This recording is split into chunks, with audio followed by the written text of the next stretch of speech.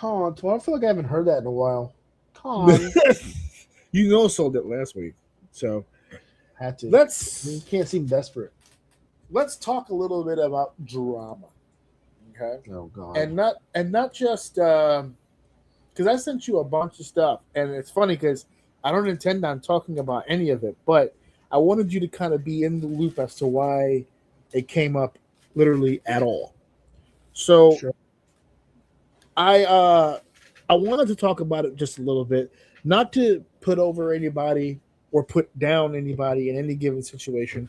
I've got no dog in the race other than the fact that I happen to be in the industry that it affects.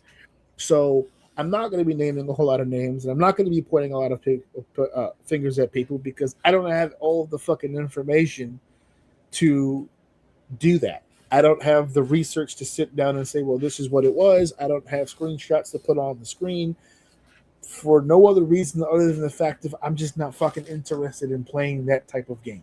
So I don't really give much of a shit. But Okay.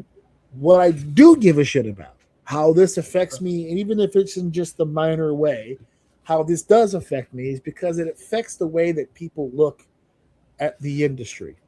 Because what happens is if we had an issue involving a promoter and the talent, and it stayed between the promoter and the talent, or at the very least within the confines of the locker room or the promotion itself, that would be one thing.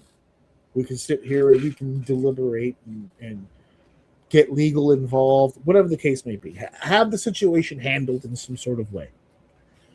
When you take the drama to Facebook or when you take it to social media, you're welcoming the opinions and the thoughts of people who, again, have no stake in it. And to be honest, they just want to be a part of the conversation, no matter how negative it is. That is the sole purpose of social media outside of promoting yourself, is everyone gets to be involved in everybody's business, whether they know what the business is or not. No one Okay. really knows what's really happening because it really only involves two fucking people. Now, the individuals in question have now spread that off and branched off into other people and dragged them into things, and it's getting way out of control. But again, not my fight. If it ends up being the death of a wrestling promotion, if he dies, he dies. It's not really that big of a deal to me. Promotions come, promotions go, especially if the people involved with said promotion are pieces of shit, which I've seen enough with my own eyes to know that everybody involved has a little bit of shit on them. So Okay. I'm just hoping at some point everyone gets into the same room to hash it out, and while they're in that room, a sinkhole opens up and swallows the whole goddamn room, Hmm. just so we can be done with the whole goddamn thing. So I'm only really bringing this up because they're gonna say, AJ, if you've got no stake in the matter, if you don't really give a shit, why are we sitting here talking about it? Well, we're talking about it because I get heat all the time for saying this sentence, and I'm not gonna stop saying it. Wrestling is not for everyone. It isn't. It is. It should be accessible to everybody to be a fan of, to enjoy it, to watch it. Not everyone is entitled to partake in the actual business and the actual performing of professional wrestling. And I'm not saying that because I'm trying to gatekeep pro wrestling. I'm trying to say that to people so that they understand that's every fucking occupation in the world. Not everybody is built to be every fucking thing. There's a lot of people who'd love to be bakers, can't bake for shit. There's a lot of people who'd love to be police officers, would be fucking terrible at their job. There's people who want to be teachers, can't teach. It just goes on and on and on and on and on and on. And what happens is that wrestling has become one of those occupations where people just are allowed to just be in it. No vetting process at all whatsoever, no background, no getting to know an individual. They just are allowed in the industry. And all of a sudden now we've got a laundry list of individuals. If this would have been 1987, there would have been a laundry list of motherfuckers that are in the industry right now that would not be in it. Now, I'm not saying back in the day they didn't have their fair share of pedophiles and abusers and all kinds of no. Every generation has it, but there was systems put into place to at least minimize the shit, try to mitigate some of the damage. There's none of that now. People are just allowed to pay tuition to places that refer to themselves as a school when they may not even be a real school at all.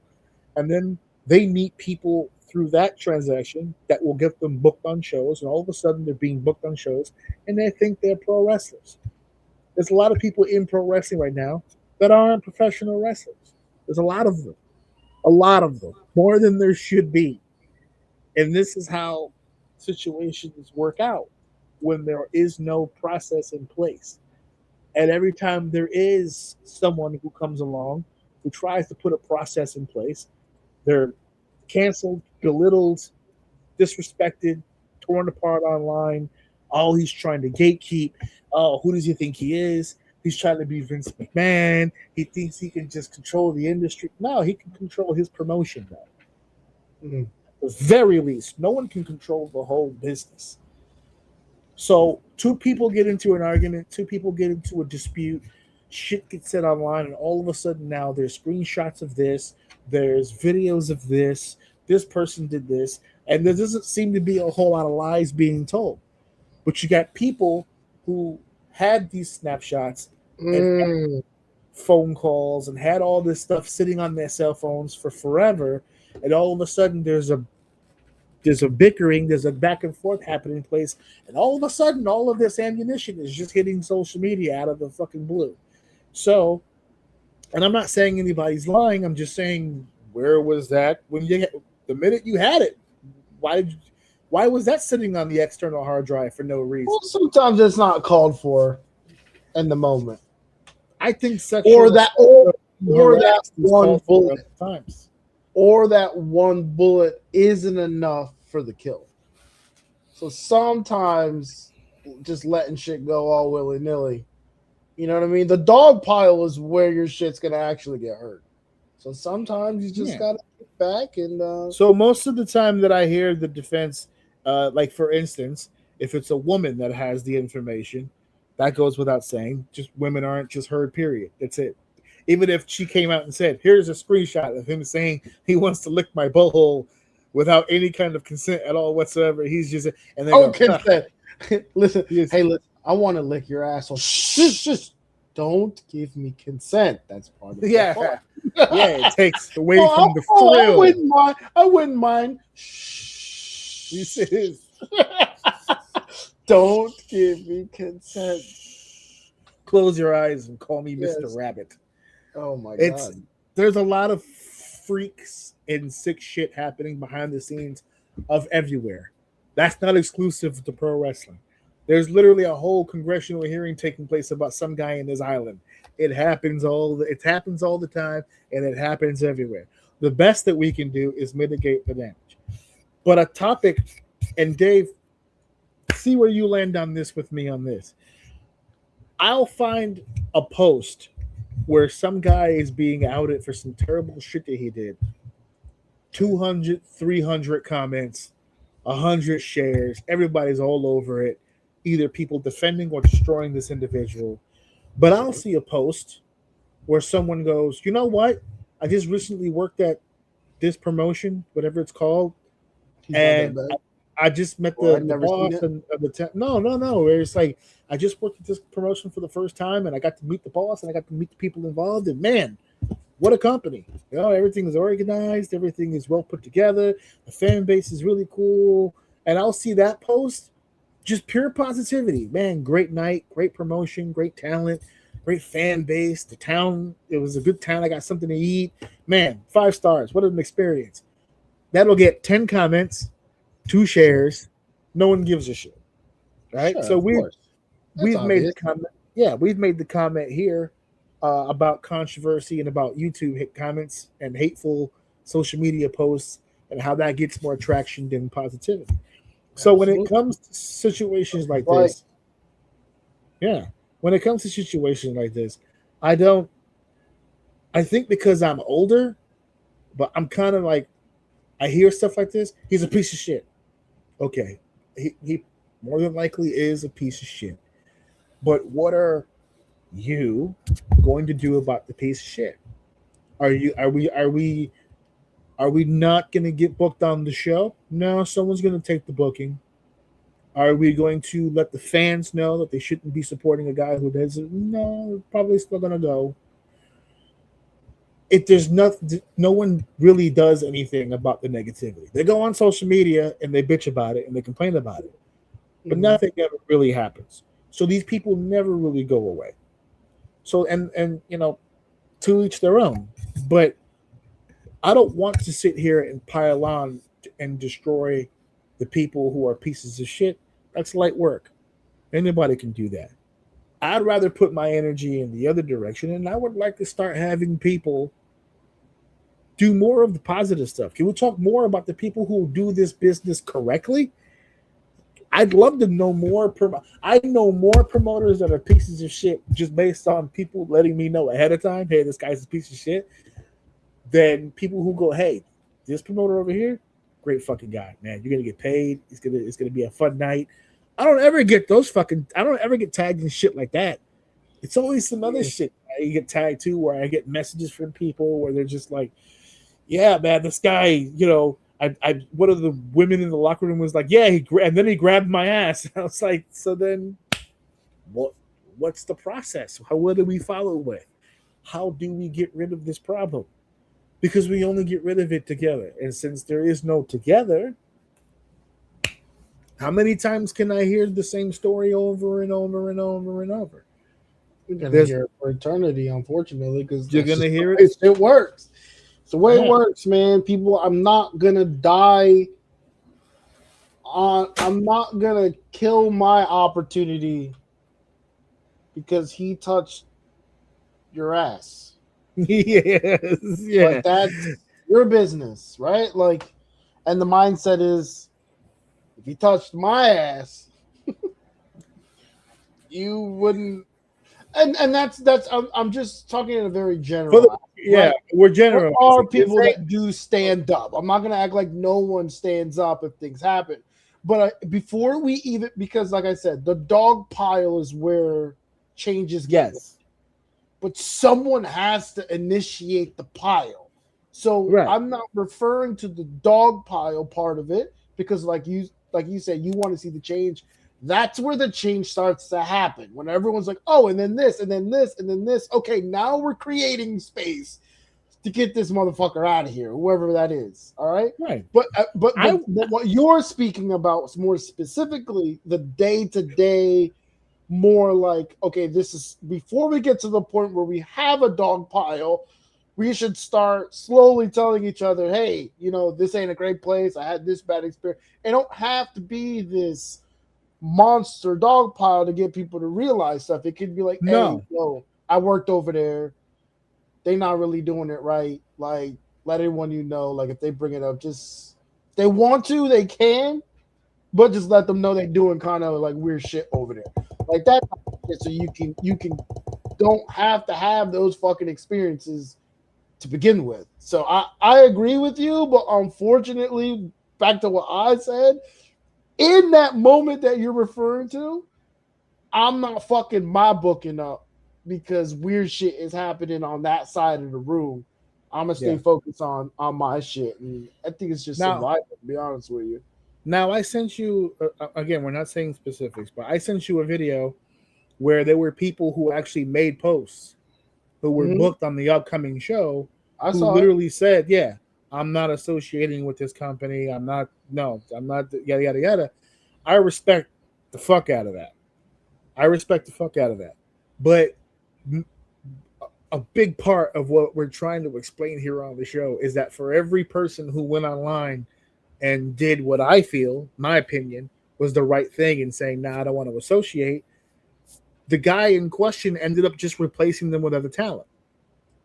So it's because of what I said. yeah. I'm not fucking up my booking. I'm not fucking up your ass. Yeah, no. Fuck fucking up a booking. They weren't even booked in the first place. They if just anything, saw the vacancy and went, oh, I don't mind what it is. Yeah. Him touching your ass got me this spot.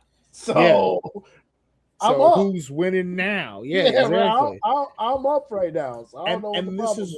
And this is why, unfortunately, it's going to continue to happen unless, and I know no one wants to hear it, but unless an adult enters the room, because that's what the NWA committee used to be.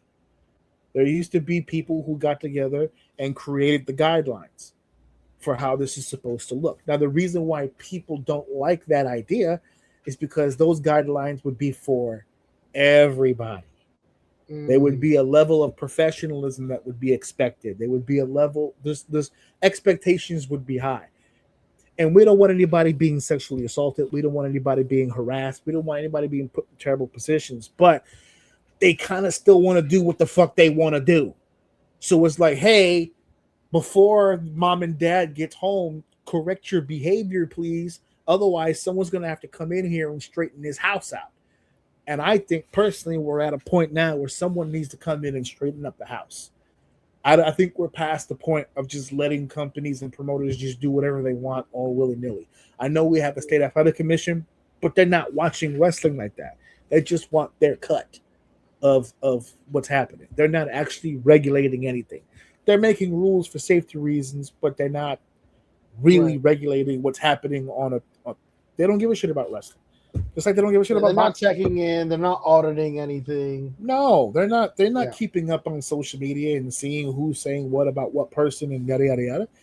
They're not keeping track of anything. There used to be veterans in the locker room. There used to be promoters that got together and banded together and tried to make territories safe for the workers and safe for the. All that stuff used to be in place. It all got destroyed by people who wanted to be in the industry despite not having the talent to be in the industry. And now what happens is that when you open up the door that way and you bust open the gate, yes, there's going to be some people who get an opportunity who wouldn't have otherwise gotten it if we had overseers. Maybe they were a little too small, maybe they were a little too pale, maybe they were a little too fat, whatever the case may be. They want to live their dream. So they like the idea of no lifeguards at the pool. But the problem is when there's no lifeguards at the pool, fair. There's no one to tell you that you can't dive in, but there's also no one to tell that family of 6 that's coming over here and fucking shit up at the pool to stop with their bullshit. So it's a double-edged sword. Yes, there's no overseers. You get to do what you want. But when the people who get to do what they want do stupid shit, what do you expect to happen? Because unless you're going to walk over there and kick that family out of the pool yourself, zip it, because it's the Wild West, right? That's what you wanted. So myself personally, maybe it's me being at an older age, maybe it's because I'm around kids a lot, maybe it's because I've been a parent for so long. I like the idea of oversight. I like the idea of a committee getting together and saying, this is what we're going to do, this is how we're going to do it. If you can't fucking get your shit together, then you need to go. I am in favor. I know people are so upset about the State Athletic Commission and their restrictions as it is. I want to go back to licensing. I want wrestlers to be licensed. I want promoters to be licensed. I want managers and referees and everybody. I want everybody to be licensed again, myself personally. Because if you do stupid shit like this and you get your license suspended, then you can't do this shit no more. That's it. And if you run without the license, you go into jail. That's just how it goes. There are some states that still have it. I'm licensed, or I think it might be expired at this point, but I was licensed in Maryland for both managing and for wrestling because I wrestled in Maryland and I managed in Maryland. And I had to sit down with the State Athletic Commission and take the physical and fill out the paperwork and show the forms of ID. And then they give you this information that you could look up online that states that you're licensed, and you have to renew in like 2 years. And if you don't pass the physical, or if you don't pass the background check or something like that, you don't get a license. And if you don't get a license, you don't get to work in the industry. How about that? So yeah, no, I am over the ideology that wrestling companies should just be monitoring themselves because they can't do it. They can't do it. One booker, one promoter can't babysit a whole crew of people, including talent and ring people and non-wrestling talent. One guy is going to have a hard enough time doing that. A committee is it'll be easier because there's multiple people, but they would have to be on the same page. There's a lot of moving parts. That's why I always tell people, if you're going to run a company on your own, you need to vet people.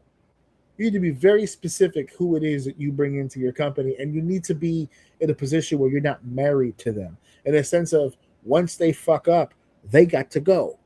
Oh, he's not going to fire me. I'm the champ. Bye. It's just it's a privilege. It used to be. It used to be a privilege to be in this business. It wasn't an automatic. You weren't entitled to it simply because you really, really, really wanted it, and you watched it when you were a kid. You had to earn it. And then when you earned it, you had to keep earning it all the way until those boots were in the middle of the ring. We don't have that anymore. It's people doing this shit on a whim. It's people showing up to wrestling shows high and drunk before the matches even happen.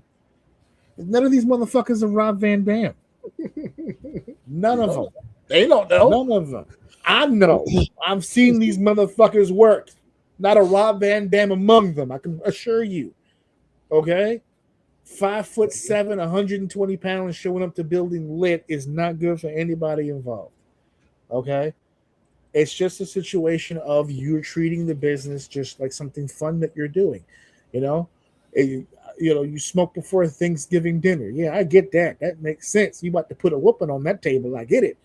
But you don't smoke before a 10-minute fucking wrestling match where you're going to be picking my fucking ass up. No fucking way. There's an individual. I was told that story on this show. I'm not going to say his name, but he's actually been a part of this mess that we're talking about. And I had a conversation with him in 2013 about that shit. And it just so happens I was part of the tag team champions. And the promoter's like, yeah, we're going to put the belts on them. Not high as fuck, we're not. That's not happening. Come to the building sober and clean and your head on your fucking shoulders, and then you'll beat me.